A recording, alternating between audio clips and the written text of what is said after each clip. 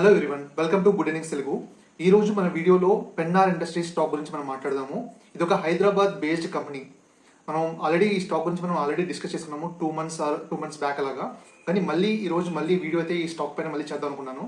ఎందుకంటే నాకు కొన్ని ఇంట్రెస్టింగ్ గా అనిపించింది. నేను రీసెంట్ గా వీళ్ళ కాల్ విన్నప్పుడు, వీళ్ళ ట్రాన్స్క్రిప్ట్స్ చదివినప్పుడు, నాకు వీళ్ళ ప్రమోటర్స్ అంటే చెప్తున్నప్పుడు కొన్ని ఇంట్రెస్టింగ్ గా నాకు అనిపించింది. అండ్ ఈ స్టాక్ గురించి నాకు ఒకసారి వీడియో చేయాలనిపించింది. అండ్ మీకు రీసెంట్ గా కూడా మీ టెలిగ్రామ్ లో పోస్ట్ అయితే పెట్టాను. ఇంట్రెస్టింగ్ స్టాక్ చెప్పాలంటే కొంచెం ఫోకస్ చేయండి అండ్ ఆ స్టాక్ నేను హోల్డ్ చేస్తున్నాను అని కూడా మీకు చెప్పాను. నేను వీళ్ళు మంచి గ్రోత్ ఉన్న సెక్టర్ లో వీళ్ళు వర్క్ చేస్తున్నారు అని మీకు చెప్పాను. అవి ఏ సెక్టర్స్ లో వీళ్ళు వర్క్ చేస్తున్నారు అండ్ వీళ్ళ గ్రోత్ ఎలా ఉండబోతుంది, వీటి గురించి మనం క్లియర్ గా డిస్కస్ చేద్దాం ఈ వీడియోలో. ఓకే, ఫస్ట్లీ మనం ఈ కంపెనీ ఏం చేస్తుందని చెప్తే, ప్రెసిషన్ ఇంజనీరింగ్ ప్రొడక్ట్స్ అయితే చేస్తుంటుంది. ప్రెసిషన్ ఇంజనీరింగ్ ప్రొడక్ట్స్, ప్రెసిషన్ అంటే పర్ఫెక్ట్ గా ఉండే అంటే ఏ రాంగ్ అంటే ఉండకుండా పర్ఫెక్ట్ గా ఉండే కాంపోనెంట్స్ ని మ్యానుఫ్యాక్చర్ చేస్తుంది. అవి రాంగ్ అవ్వకూడదు చెప్పాలంటే. అలాంటి ప్రొడక్ట్స్ చిన్న మిస్టేక్ జరిగినా కూడా అంటే అవి వాళ్ళ క్లయింట్స్ ఒప్పుకోరు, అది అంటే పెద్ద డ్యామేజ్ అయ్యే ఛాన్సెస్ ఉన్న సెక్టార్స్ లో ప్రెసిషన్ ఇంజనీరింగ్ ప్రొడక్ట్స్ అయితే వీళ్ళు మ్యానుఫ్యాక్చర్ చేస్తుంటారు. అండ్ వాళ్ళ ప్రొడక్ట్స్ ఏంటి, వాళ్ళ సర్వీసెస్ అంటే వెయిట్ లో ఇస్తున్నారు, వీటి గురించి మనం క్లియర్ గా చూద్దాం. ఓకే, వీళ్ళ ప్రొడక్ట్స్ మనం చూసినప్పుడు engineered components businesses, steel products and profiles, precision tubes. వీళ్ళు కొన్ని ERW ట్యూబ్స్ అయితే వీళ్ళు మ్యానుఫ్యాక్చర్ చేస్తుంటారు. దట్టు ప్రెసిషన్ ట్యూబ్స్ అయితే కొన్ని మ్యానుఫ్యాక్చర్ చేస్తారు. అవి కొన్ని ఆటోమొబైల్ సెక్టర్ లో, కొన్ని ఆయిల్ అండ్ గ్యాస్ సెక్టర్ లో వీటిలో యూస్ చేస్తుంటారు. అండ్ రైల్వే సబ్ అసెంబ్లీస్, వీళ్ళు రైల్వే సెక్టర్ లో కూడా వీళ్ళు వర్క్ చేస్తున్నారు. వీళ్ళు మనకు తెలిసిందే రైల్వే సెక్టర్ మంచి భూమి ఉన్న సెక్టర్ చెప్పాలంటే, మంచి డిమాండ్ లో అయితే ఉంది. అండ్ వాటిలో కూడా వీళ్ళు అయితే వర్క్ చేస్తున్నారు వీళ్ళు. అండ్ నెక్స్ట్ మనం చూసే హైడ్రాలిక్స్ మనకు తెలిసే ఉంటుంది కదా. ఇప్పుడు JCBs వాటిలో యూస్ చేస్తుంటారు హైడ్రాలిక్స్. ఇంకా ఏరోస్పేస్ లో కూడా వీళ్ళు వర్క్ చేస్తారు.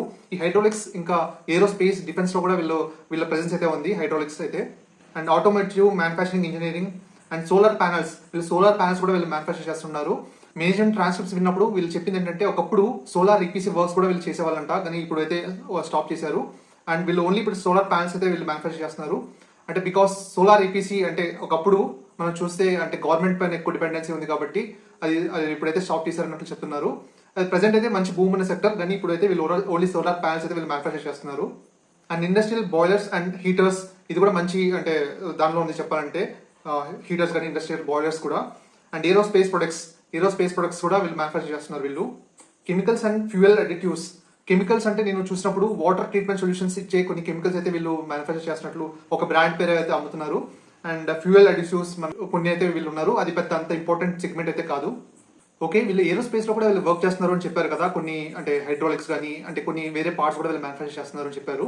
వీళ్ళ క్లయింట్స్ ఎవరో నేను చూసినప్పుడు నాకు ఇంట్రెస్టింగ్ అనిపించింది.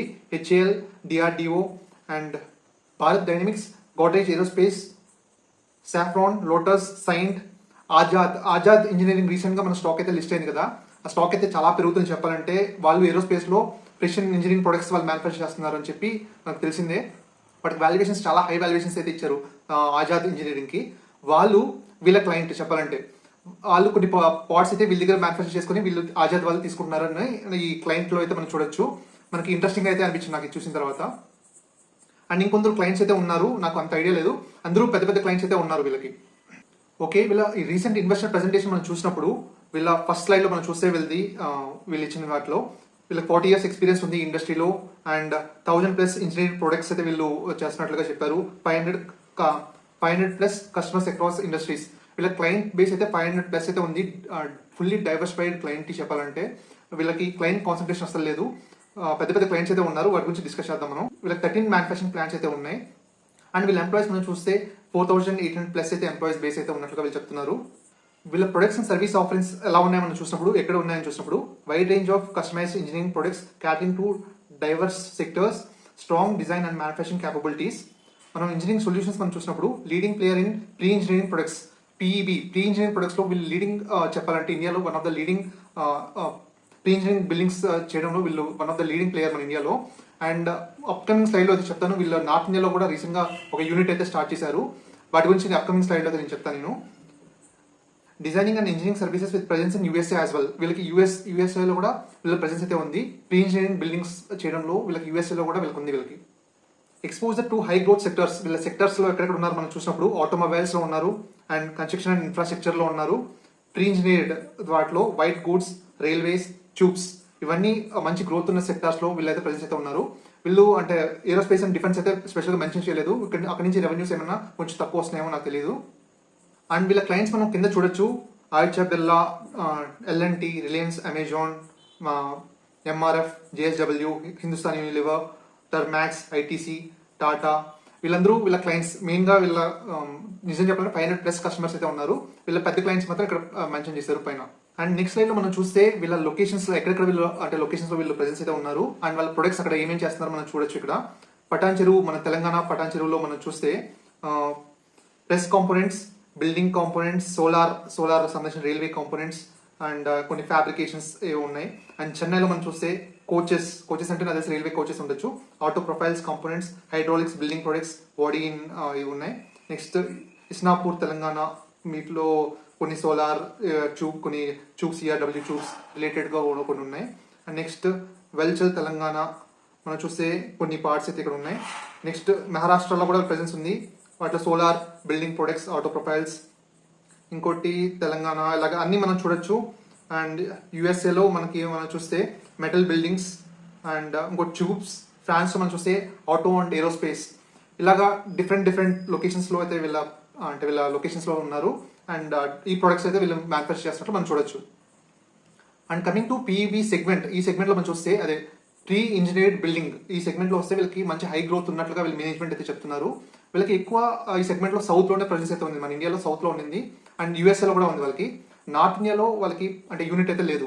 అక్కడ మంచి హై డిమాండ్ ఉందని చెప్పి కంపెనీ అయితే చెప్పారు. అండ్ అందుకని కొత్తగా ఒక యూనిట్ అయితే స్టార్ట్ చేశారు అక్కడ. నార్త్ ఇండియాలో ప్లేస్ పేరు మనం చెప్పాలంటే రాయ్ బరేలీ అనే ప్లేస్లో వీళ్ళు స్టార్ట్ చేశారు. ఎందుకంటే ఈ సెగ్మెంట్లో ఒకవేళ యూనిట్ చాలా డిస్టెన్స్లో ఉంటే వాళ్ళకి ట్రాన్స్పోర్ట్ కాస్టెస్ ఎక్కువ అవుతాయి, కాబట్టి వాళ్ళకి యూనిట్ అక్కడ పెట్టడం వల్ల వీళ్ళకి బెనిఫిట్ అని చెప్పారు వీళ్ళు. అండ్ వీళ్ళ పెట్టిన క్యాపిటల్ అంటే చాలా 2 yearsలోనే అంటే రికవర్ అవుతుంది, అంటే వచ్చేస్తుంది. దాని తర్వాత గ్రోత్ కూడా చాలా ఫాస్ట్గా ఉంటుంది ఈ పీఈబీ సెగ్మెంట్లో అని వీళ్ళు చెప్పారు. వీళ్ళు చాలా పాజిటివ్గా ఉన్నట్లుగా వీళ్ళు స్టేట్మెంట్స్ ఇచ్చారు ప్రమోటర్స్ అయితే. అండ్ ఈ పీఈబీ సెగ్మెంట్లో వీళ్ళు ఆర్డర్ బుక్ చూస్తే మనకి 800 crores ప్లస్ ఆర్డర్ బుక్ అయితే ఉంది అని వీళ్ళు మెన్షన్ చేశారు. అండ్ యూఎస్ఏలో మనం చూసినప్పుడు 52+ million USD అని మెన్షన్ చేశారు వీళ్ళ ఆర్డర్ బుక్. అయితే ప్రెసెంట్ ఆ ఆర్డర్ బుక్ అయితే ఇంత ఉంది ఇప్పుడు. అండ్ ఈ క్వార్టర్లో వీళ్ళకి అంటే రెవెన్యూస్ ఎక్కువ ఇంక్రీజ్ ఎక్కడి నుంచి వచ్చాయని మనం చూసినప్పుడు industrial components, tubes business units, heating process equipment and have increase revenues అని మెన్షన్ చేశారు. అండ్ ఇంకొక చెప్పాలంటే ఈ ట్యూబ్స్ వీళ్ళు ఉన్నాయి చూడండి, ప్రెసిషన్ ట్యూబ్స్, ఈఆర్డబ్ల్యూ ట్యూబ్స్ కానీ ఇంకొన్ని ట్యూబ్స్ అయితే ఉన్నాయి వీళ్ళు మ్యానుఫ్యాక్చర్ చేస్తుంటారు. వాటిలో అంటే ఇంకా హై డయామీటర్ ట్యూబ్స్ అయితే మ్యానుఫ్యాక్చర్ చేయడానికి అయితే అప్కమింగ్ టైమ్స్ లో వీళ్ళు చేస్తారన్నట్లుగా వీళ్ళు చెప్తున్నారు. దీనివల్ల వీళ్ళ మార్జిన్స్ పెరుగుతాయి. సో దట్ ఓవరాల్ గా చెప్పాలన్నా కూడా మార్జిన్స్ పెరుగుతాయినట్లుగా వీళ్ళు చెప్తున్నారు. వీళ్ళ కొత్తగా రిసీవ్ అయిన ఆర్డర్స్ ఎక్కడి నుంచి వచ్చాయో మనం చూసినప్పుడు వీళ్ళ క్లయింట్స్ మనం చూస్తే Toyota, Oriental Electric, Jindal Steel, Powermech, Yamaha, ఎంజూరెన్స్, ఎల్కాట్, ఇంకా చాలా అశోక్ లేలాండ్, ఇంకా చాలా కంపెనీస్ అయితే ఉన్నాయి. ఓకే, నాకు మెయిన్ గా చెప్పాల్సింది ఈ కంపెనీలో ఏంటంటే నాకు 2 things అయితే నాకు చాలా బాగా అనిపించింది. ఫస్ట్ థింగ్, ఒకటి వీళ్ళ మార్జిన్స్ అయితే ఇంప్రూవ్ అవుతున్నాయి, మార్జిన్స్ ఇంప్రూవ్ అవుతున్నాయి, అది మంచి పాయింట్ చెప్పాలంటే. అండ్ ఇంకొకటి చెప్పాలంటే వర్కింగ్ క్యాపిటల్ సైకిల్ మనం చూస్తే రాను ఇంప్రూవ్ అవుతుంది. మనం చూస్తే ఆర్ఓసి రాను బెటర్ అవుతుంది అండ్ వర్కింగ్ క్యాపిటల్ సైకిల్ కూడా తగ్గుతుంది. అండ్ మేనేజ్మెంట్ కూడా దీని గురించి చెప్పారు, వర్కింగ్ క్యాపిటల్ సైకిల్ ఇంకా బెటర్ అవుతుంది రాను అండ్ సో దట్ ఆర్ఓసి ఇంకా పెరుగుతుంది అన్నట్లుగా వీళ్ళు చెప్తున్నారు. ఒకటి, ఈ కంపెనీకి మార్జిన్స్ పెరిగినా అండ్ ఈ వర్కింగ్ క్యాపిటల్ సైకిల్ తగ్గినా అంటే ఆర్ఓసి పెరుగుతుంది కదా, ఇవన్నీ చాలా మంచి పాయింట్స్ చెప్పాలంటే. మెల్లగా స్టాక్ అంటే ఇంకా ఇప్పటికే రీరేట్ అవుతుంది చెప్పాలంటే, పిఈ మెల్లగా పెరుగుతూ వస్తుంది. సో దట్ ఇంకా మనకి రీజనబుల్ వాల్యుయేషన్లో ఉంది, మంచి వాల్యుయేషన్ జోన్లోనే ఉంది. సో దట్ ఇంకా నాకు బాగా అనిపిస్తుంది, అట్రాక్టివ్గా అనిపించింది నాకు స్టాక్ అయితే. అండ్ ఇంకొకటి చెప్పాలి, వీళ్ళ రైల్వే సెగ్మెంట్లో మనం చూస్తే వీళ్ళు అంటే కెపాసిటీస్ని ఎక్స్పాండ్ చేయరు అన్నట్లుగా వీళ్ళు చెప్తున్నారు. కెపాసిటీస్ ఆల్రెడీ అంటే ఉన్నాయి, పర్లేదు అంటే డీసెంట్గా బాగానే వస్తుంది రెవెన్యూస్, కానీ ఇంకా ఎక్స్పాండ్ చేయరు అన్నట్లుగా వీళ్ళు చెప్తున్నారు. ఎందుకంటే ఇది గవర్నమెంట్ స్పెండింగ్ వల్ల అంటే గవర్నమెంట్ పైన పాలసీస్ వల్ల డిపెండ్ అయి ఉంటుంది. ఇప్పుడైతే మంచి డిమాండ్లో ఉంది, మంచి ఆర్డర్స్ అయితే ఉన్నాయి అన్ని కంపెనీస్కి, చాలా బాగుంది చెప్పాలంటే.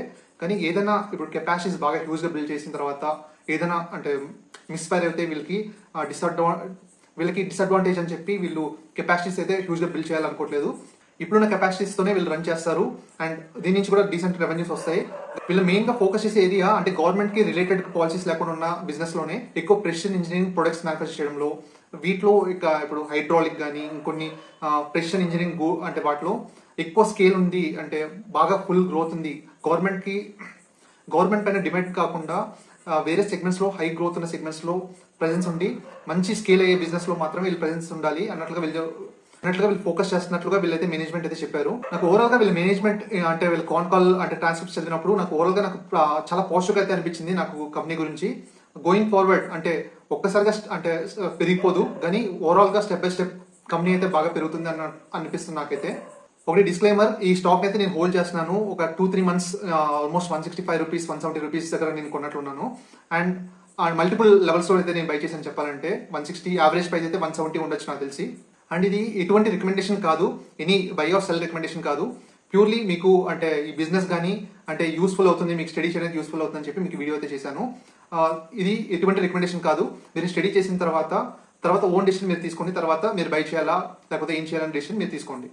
హోప్ ఈ వీడియో మీకు యూస్ఫుల్ అయిందని ఫీల్ అవుతున్నాను. యూస్ఫుల్ అయిందని ఫీల్ అవుతే లైక్ చేసి ఎంకరేజ్ చేయండి. ఇంకా మంచి మంచి వీడియోస్తో మన ఛానల్లో నేను తీసుకొస్తాను నేను. అండ్ మన ఛానల్ని సబ్స్క్రైబ్ చేసుకోండి. ఇది మన ఛానల్, మనం కలిసి ట్రావెల్ చేద్దాం అండ్ స్టాక్ మార్కెట్లో బాగా సంపాదిద్దాం.